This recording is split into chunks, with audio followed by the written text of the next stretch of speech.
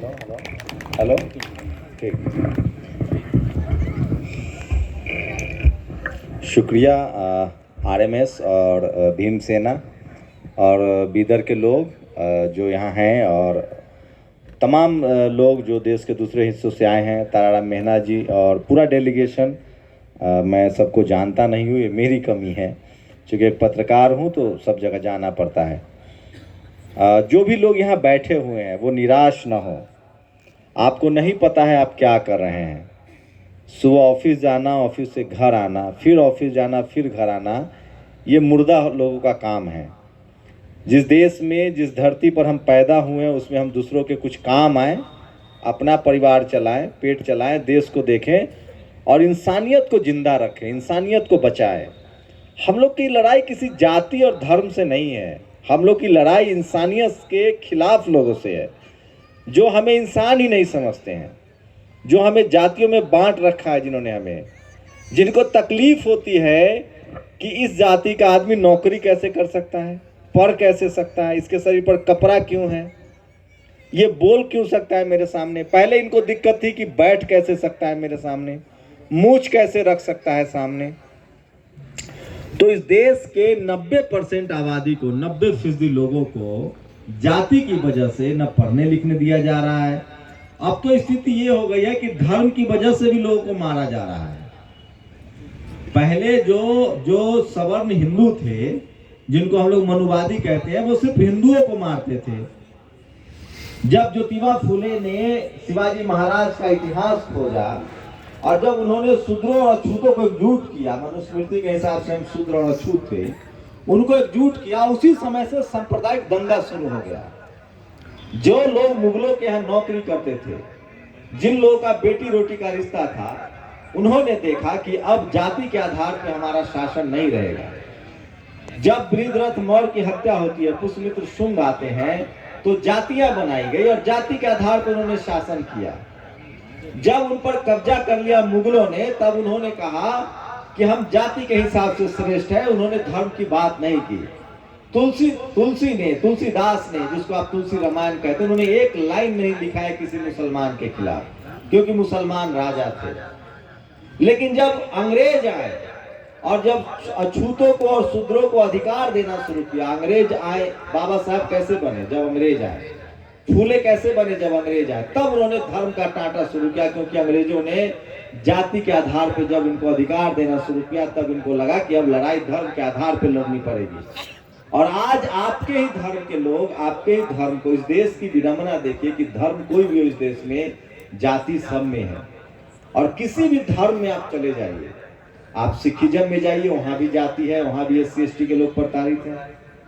आप इस्लाम में जाइए, वहां, मैं इस्लाम की बात नहीं कर रहा हूं, भारत के मुसलमानों की बात कर रहा हूं। भारत के मुसलमानों में भी जाति है, पसमानदा है, गरीब है, जिसको हम OBC कहते हैं, वहां भी OBC का अधिकार है। और सबसे ज्यादा बुरी व्यवस्था तो सनातन, जिसको हम लोग हिंदू धर्म कह रहे हैं। तो हमको हिंदू भी मानते, मैं किसी धर्म के खिलाफ नहीं हूं। मैं इस देश के संविधान के हिसाब से जीना चाहता हूं, मानना चाहता हूं। मुझे लगता है कि संविधान बहुत बेहतर है और बाबा साहब ने हमें SC ST OBC माइनॉरिटी का कैटेगराइजेशन किया है, उसको अधिकार दिए हैं। धर्म हमारा फंडामेंटल राइट्स है। मैं शेड्यूल कास्ट का आदमी, मैं क्रिश्चियन बन सकता हूं, मैं सिख बन सकता हूं, मैं चाहूं तो मुसलमान बन सकता हूं, ईसाई बन सकता हूं, मैं चाहूं तो हिंदू रहूं, जो कि ज्यादातर लोग हैं। लेकिन आप जब हमारा अधिकार की बात, जब हमारे अधिकार की बात होती है, तो आप हमें जाति के रंग दिखाने लगते हैं। हम शादी करेंगे तो जाति आ जाती है, हम नौकरी करने जाए तो जाति आ जाती है। तो मैं कहना ये चाह रहा हूं कि इस देश में जो जाति के नाम पर जो गरीबी, लाचारी, आप सोचिए कि JNU जैसे समय, कुछ नई बातें करूंगा, JNU जैसे संस्थानों में आज जाति कहां है, आज जातिवाद कहां है? गांव में नहीं है, मंदिरों में भी नहीं है, अब धर्म में भी नहीं है। अब जातिवाद पावर सेंटर्स पर है, जहां से नौकरियां मिलती हैं, जहां से बिजनेस है, जहां से आपके शरीर पर अच्छा कपड़ा आता है, जहां से आप अमीर हो सकते हैं, जमीनें मिल सकती है, वहां जातिवाद है। आप नौकरी कर लेंगे, IAS बन जाइए, मंत्री बन जाइए, जाति पीछा नहीं छोड़ती है। आप पढ़िए लिखिए, नंबर काट लिया जाता है, रोहित वेमुला की तरह आपको मरने के लिए मजबूर किया जाएगा। मेरे जैसा पत्रकार होगा, आपकी जाति हमने तो छुपा रखी थी, शंभू कुमार सिंह, पता ही नहीं चलता मेरी जाति क्या है। लेकिन जब मुंह खोलेंगे, अपने लोग की बात करेंगे तो उनको पता चल जाता है। उसके बाद आपके साथ जातिवाद शुरू हो जाता है। इस देश में ये कृषि प्रधान देश नहीं है, जाति प्रधान देश है। और मैं फिर कह रहा हूं, इस देश में अब जाति की जो मार है वो गरीब, लाचार, बेबस, सब्जी वाला, ठेला वाला, मजदूर को नहीं मारेगा, अब पढ़े लिखे लोगों को मारेगा। आप पढ़ लिख गए, आरक्षण लिया, नौकरी की, आपका बेटा बढ़िया स्कूल कॉलेज में जाएगा, वहां उसकी जाति पीछा नहीं छोड़ेगी और नंबर काट लिया जाएगा। आप छुपा ही नहीं सकते हैं साहब। हम लोगों ने देख लिया कोशिश करके। जिनके दिमाग में जातिवाद का जहर भरा हुआ है, वो नहीं चाहते हैं कि उनकी जाति के अलावा, धर्म नहीं देखते हैं वो। अगर धर्म देखते तो हम भी हिंदू थे। अभी तक मैं हिंदू हूं, मैं बुद्धिस्ट नहीं बना हूं, मैंने अभी दीक्षा नहीं ली है। सोचता हूं सीएम पीएम बनूंगा तो दीक्षा लूंगा। ऐसे लोग, सब लोग यही बोलते हैं कि सीएम पीएम राष्ट्रपति बनूंगा तो दीक्षा लूंगा। अरे हम तो पैदाइशी बुद्धिस्ट हैं, हमारा डीएनए बुद्धिज्म का है। हम लोग सम्राट अशोक के वंशज है, फूले पेरियार अम्बेडकर के वंशज है। हम तो एक चींटी भी मारना पसंद नहीं करते। बुद्ध ने गाय मत मारो किसके लिए कहा था? उस समय कौन गाय खा रहा था? उस समय तो मुगल भी नहीं आए थे। तो मैं इसीलिए कह रहा हूं कि हम सब लोग, हम तो मानवीय लोग हैं। हम चाहते हैं कि जियो और जीने दो। तो जातिवाद से लड़ने की जिम्मेदारी अब पढ़े लिखे लोगों की है।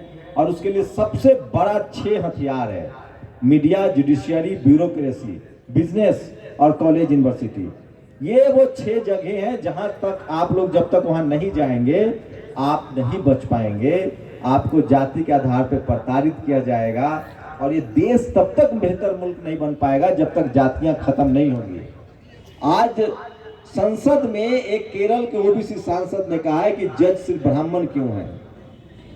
सोचिए, बिहार के पूर्व मुख्यमंत्री जीतन मांझी ने आज कहा है कि जो हमारे यहाँ हिंदू मान के हमसे पूजा कराने आता है, उन्होंने शब्द कहा है हरामी। हरामी मतलब हरामखोर, हरामखोर मतलब मुफ्त की खाने वाला। वो शेड्यूल कास्ट के यहाँ पूजा कराता और कहता है कि हम तुम्हारे यहाँ खाएंगे नहीं, हमें जो देना है नकदी में दे दो। तो जिनका धर्म धंधा है उनसे हमें कुछ नहीं कहना है। हमें अधिकार चाहिए, जो हमारा संविधान है उसके हिसाब जो हमें अधिकार है, हमें अधिकार चाहिए। और हम सबको अपने बच्चे को बेहतर भविष्य के लिए जीना पड़ेगा। हम सब क्यों जी रहे हैं? पशु पक्षी सब अपने बच्चे की परवाह करते हैं। लड़ाई जो आप लोग आज बैठे हुए हैं, हाँ, ये आपकी लड़ाई नहीं है, ये आपके आने वाली नस्लों की लड़ाई है। और हम लोग लड़ रहे हैं। अगर हमारे बाप ने लड़ा होता तो हमें नहीं लड़ना पड़ता। हम नहीं लड़ेंगे तो हमारे बच्चों को लड़ना पड़ेगा। लड़ना किसी न किसी को तो पड़ेगा। और एक दिन की लड़ाई नहीं है। पहली पीढ़ी जेल मारी जाएगी, दूसरी पीढ़ी जेल जाएगी, तीसरी पीढ़ी जो है वो इस सम्मानजनक जिंदगी जिएगा। तो जो पढ़े लिखे लोग हैं उनको अब घरों से निकलना पड़ेगा, संवैधानिक तरीके से एक दूसरे का हाथ थामना पड़ेगा। और इस देश में संविधान लागू हो, संविधान के हिसाब से देश चले। इस देश के हर नागरिक का बराबर अधिकार हो, चाहे वो किसी जाति का हो, किसी धर्म का हो, किसी पेशे का हो। जो लोग आपके साथ भेदभाव करते हैं, और अब भेदभाव मैंने कहा जैसा आपको कि पावर सेंटर्स पर होता है, तो पढ़े लिखे लोगों की जिम्मेदारी है। पढ़े लिखे लोग ही लड़ रहे हैं। और ये लड़ाई इतनी महीन है, ये जातिवाद का जो पूरा जो ताना बाना है वो इतना चालू लोग हैं, इतने शातिर लोग हैं कि ये पता भी नहीं चलने देते हैं। ये पता भी तब चलता है जब आपकी आधी उम्र बीत जाती है, जब आप सिस्टम में जाते हैं, नौकरी करते हैं, मीडिया में, जुडिशियरी में, ब्यूरोक्रेसी में जज बनते हैं। सोचिए जाति कितनी बड़ी चीज है, जाति का कितना असर है कि 3 बार का सीएम भी जेल चला जाता है। लालू यादव, अखिलेश यादव जो अपने आप को कट्टर हिंदू कहते हैं, उनका घर धुलवाया जाता है। आपका जज हाई कोर्ट का, उसको जेल में डाल देते हैं कोई बात बोलता है तो। किस वजह से? सिर्फ जाति की वजह से। आप नेता नहीं बन सकते, आप हीरो हीरोइन नहीं बन सकते, आप खिलाड़ी नहीं बन सकते। आप सब जानते हैं विनोद कांबली क्रिकेटर के साथ क्या हुआ। तो ये जाति पीछा ही नहीं छोड़ती है। ये जाति तभी पीछा छोड़ेगी जब हम बाबा साहब के रास्ते पर चलेंगे। बुद्ध का रास्ता हो, फूले पेरियार का रास्ता हो, संत श्रोमणी रविदास महाराज का रास्ता हो, और न जाने कितने अनगिनत महापुरुष। अब सोचेंगे आप लोग, कितने सारे महापुरुष हुए हम फिर भी हमारी हालत क्यों नहीं सुधरी? बिल्कुल सही सवाल है। हमने अपने महापुरुषों को अकेले छोड़ दिया। हर दौर में हमारे महापुरुष हुए, लेकिन हम उनके साथ खड़े नहीं हुए, इसलिए वो लड़ाई लड़ते लड़ते मर गए। हम सबको खड़ा होना होगा। आज ताराराम मेहना लड़ रहे हैं, अकेले छोड़ देंगे, इन भी मारे जाएंगे, क्योंकि दुश्मन जो है वो साम दाम दंड भेद छल प्रपंच से लड़ता है। हम लोग के पास सबसे बड़ा हथियार क्या है? हमारी वोट की ताकत है, हमारी संख्या है, हमारी यूनिटी है। हमारे जो लोग अब हमारे अधिकारों के लिए लड़ रहे हैं, हमें उनके साथ खड़ा होना पड़ेगा, पैसा से नहीं। हमें अपनी सॉलिडारिटी दिखानी होगी, हमारे एक दूसरे का हाथ थामना पड़ेगा और उन तमाम चीजों का विरोध। अब बताइए, जहर खाइएगा? कोई आदमी हलवा में जहर डाल दे तो खाएंगे? कितना भी बढ़िया खाना उसमें जहर डाल, अच्छा धीमा जहर डाल दे, अच्छा ऐसा होगा कि 1 साल बाद मरोगे, 5 साल बाद मरोगे, खाएंगे? तो हमें चुनना पड़ेगा। धर्म भी अगर चुनना है तो हम ऐसा धर्म चुनेंगे जिसमें हमारा मान सम्मान हो। ऐसा धर्म नहीं चुनेंगे जिसमें हम सिर्फ चढ़ावा चढ़ाते हैं, मिलना कुछ नहीं है, आधा लड्डू। अगर हम हिंदू हैं तो हम भी पुजारी हो सकते हैं, हम भी मंदिर में ट्रस्टी हो सकते हैं, लेकिन ऐसा नहीं है। इसलिए जो कहा है फूले साहब ने, गलत नहीं कहा है। बाबा साहब की जो 22 प्रतिज्ञाएं हैं, हमें उनको फॉलो करना। हमारा बाप कौन है? बाबा साहब। हमें अधिकार किसने दिया? बाबा साहब। हमें जो पैदा करता है वो हमारा बाप है, और जिसने हमें अधिकार दिया, संविधान दिया, वो हमारा सामाजिक और राजनीतिक बाप है। हम उसकी बात मानेंगे कि पड़ोसी की बात मानेंगे? सोचिए, कल्पना कीजिए कि ये संविधान होने के बाद भी हम पर इतना जुल्म होता है। आप सब लोग नौकरी में होंगे, जहां भी होंगे, आप कल्पना कीजिए, आपकी जाति पीछा छोड़ती है। आप नौकरी पा लीजिएगा, लेकिन नौकरी सम्मान से कर नहीं पाइएगा। तो संख्या पर मत जाइए, इस लड़ाई को आगे बढ़ाइए और मान के चलिए कि आपकी दोहरी जिम्मेदारी, अपना परिवार भी पालना है, देश को भी देखना है और अपने समाज को भी बचाना है। जितना देर आप टीवी देखते हैं जिसमें आपके लिए कुछ भी नहीं है, उतना देर अपने लोगों से मिलिए। आरक्षण की लड़ाई इसलिए कमजोर हुई कि जो आरक्षण से लोग नौकरी में गए, उन्होंने अपने बच्चों को तो पढ़ाया, एक गरीब लाचार को बढ़ाया नहीं, पे बैक टू सोसाइटी नहीं किया। इसलिए आरक्षण की लड़ने वाला जो गिट्टी, जो सड़क बनाएगा, जो बिल्डिंगें बनाएगा, जो मजदूरी करेगा, वो आरक्षण की लड़ाई क्यों लड़ेगा? क्योंकि उसका बच्चा तो आ ही नहीं रहा स्कूल कॉलेज में। तो हमारी जिम्मेदारी है कि हम सबके बच्चे को, एक एक परिवार से एक एक बच्चे को स्कूल कॉलेज में लाएं अपने खर्चे से। आप पैसा बचा के अंबानी अडानी तो बनने वाले नहीं हैं, क्योंकि बिजनेसमैन वही बनेगा जिसकी सरकार होगी। तो उस पैसे को पे बैक टू सोसाइटी कीजिए, अपने परिवार पर खर्च कीजिए, समाज पर खर्च कीजिए, पे बैक टू सोसाइटी कीजिए और लोगों को पढ़ाइए लिखाइए, तभी आपकी लड़ाई मजबूत होगी। नहीं तो आपका बच्चा, जब आपको लगता है कि आपने नौकरी कर ली, कलेक्टर हो गए, और आपका बच्चा मान लिए कलेक्टर नहीं हुआ, हो के भी कलेक्टर, जब आपकी ये हालत है, आपका बच्चा कलेक्टर नहीं हुआ बाय द वे, तो क्या हालत होगी? राष्ट्रपति की जाति पीछा नहीं छोड़ रही है। वजह क्या है? हमें पिछड़ा, शोषित, वंचित रखा गया है, सबसे हमें पढ़ने लिखने नहीं दिया गया है, और इसलिए हमारी सोचने की ताकत नहीं है, इसलिए हम बोल नहीं पाते हैं। सारी शक्ति जो है वो शब्द में है। आप क्या बोल रहे हैं, कैसे बोल रहे हैं, किससे बोल रहे हैं? हल हम चलाते हैं, खेत हम जोतते हैं, ठेला हम खींचते हैं, मजदूर हम हैं, सारा मेहनत का काम हम करते हैं। बस जो बोलने वाला है वो बोल बोल के सब खा के मटिया मेट कर रहा। हमें बोलने वाला भी बनना है।